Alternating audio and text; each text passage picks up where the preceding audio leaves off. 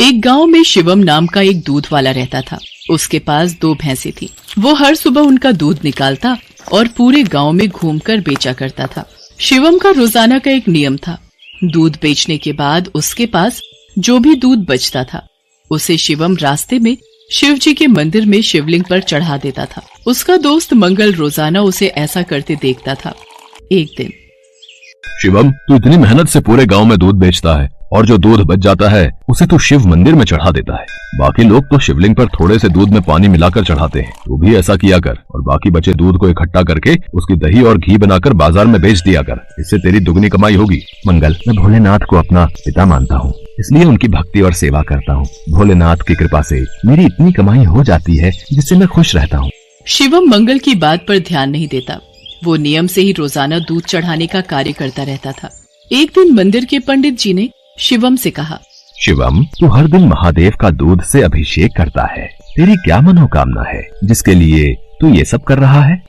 पंडित जी, मुझे भोलेनाथ से कुछ नहीं चाहिए। मैंने कई बार कुछ लोगों को दूध में पानी मिलाकर चढ़ाते देखा तो मुझे लगा भोलेनाथ पानी मिला दूध पीकर कमजोर न हो जाए, इसलिए मैं उनको दूध चढ़ा देता हूँ। अच्छा, फिर ठीक है। एक दिन गांव में तेज बारिश हो रही थी। बारिश के कारण शिवम दूध बेचने नहीं जा सका। उसका आज सारा दूध बच गया था। उसने सोचा, आज इतना दूध बच गया है, मैं इसे शिवलिंग पर चढ़ा आता हूँ। शिवम, ये दूध तो बहुत सारा है, ये तो बहकर खराब हो जाएगा। तो फिर मैं इस दूध का क्या करूँ? पंडित जी, मैं ये दूध घर वापस भी नहीं ले जा सकता और ऐसे तो ये दूध खराब हो जाएगा। तुम एक काम क्यों नहीं करते? तुम इस सारे दूध की खीर बनाकर भोलेनाथ को भोग लगाकर गांव में खीर का प्रसाद बांट दो, इससे तुम्हें पुण्य मिलेगा। पंडित जी, ये तो आपने बहुत अच्छा विचार बताया है। मैं अभी जाकर बाजार से खीर का सामान लेकर आता हूँ। शिवम को पंडित जी की बात अच्छी लगी और वो बाजार से खीर बनाने का सामान ले आया। शिवम ने खीर बनाकर भगवान शंकर को भोग लगाया और सारे गांव में खीर का प्रसाद बांटा। इधर कैलाश पर्वत पर भगवान भोलेनाथ के मुख पर खीर लगी देख माँ पार्वती उनसे बोली, ये तो जरूर भगवान कृष्ण की भेजी हुई कोई चमत्कारी गाय दिखाई पड़ती है, जैसे उनका कोई आशीर्वाद हो। देवी पार्वती, ये मेरा प्रिय भक्त शिवम है। इसकी निश्चल भक्ति ने मेरा मन जीत लिया है। ये मुझे अपना पिता मानकर मुझे प्रतिदिन दूध और खीर का भोग लगाता है। ये मेरी चिंता करता है और मुझे बिना पानी मिला दूध चढ़ाता है। मेरे भोले भाले भक्त की भावना देखो, ये समझता है कहीं मैं पानी मिला दूध पीने से कमजोर न हो जाऊं, इसलिए ये दूध से अभिषेक करता है। प्रभु, फिर तो अपने इस भक्त पर कृपा करने के लिए हमें इसकी परीक्षा लेनी चाहिए। तो देर किस बात की देवी पार्वती, हम अभी पृथ्वी पर चलते हैं और अपने भक्त शिवम की परीक्षा लेते हैं। भगवान शिव और देवी पार्वती ने सेठ सेठानी का भेष बना लिया और शिवम के घर पहुंच गए। नमस्ते जी, कहिए आपको मेरे से क्या काम है? हमने तुम्हारे बारे में बहुत सुना है। तुम बहुत ताजा और शुद्ध दूध बेचते हो, इसलिए हम तुमसे दूध खरीदना चाहते हैं। तुम रोजाना अपना सारा दूध हमें बेच दिया करो। हम हर दिन तुम्हारा सारा दूध खरीदेंगे और तुम्हें दूध बेचने के लिए पूरे गांव में भागना भी नहीं पड़ेगा। हमारे लोग यहीं से दूध ले जाएंगे और पैसे तुम्हें दे देंगे। मैं आपको सारा दूध नहीं दे सकता। मेरी भैंसें जितना दूध देंगी उसमें से थोड़ा दूध मैं भोलेनाथ के अभिषेक और खीर के प्रसाद के लिए रखूंगा। पर हमें तो रोजाना बहुत दूध चाहिए। तुम सारा दूध दे दो, भले ही दाम 4 गुना ले लो, तुम्हारी अच्छी कमाई हो जाएगी।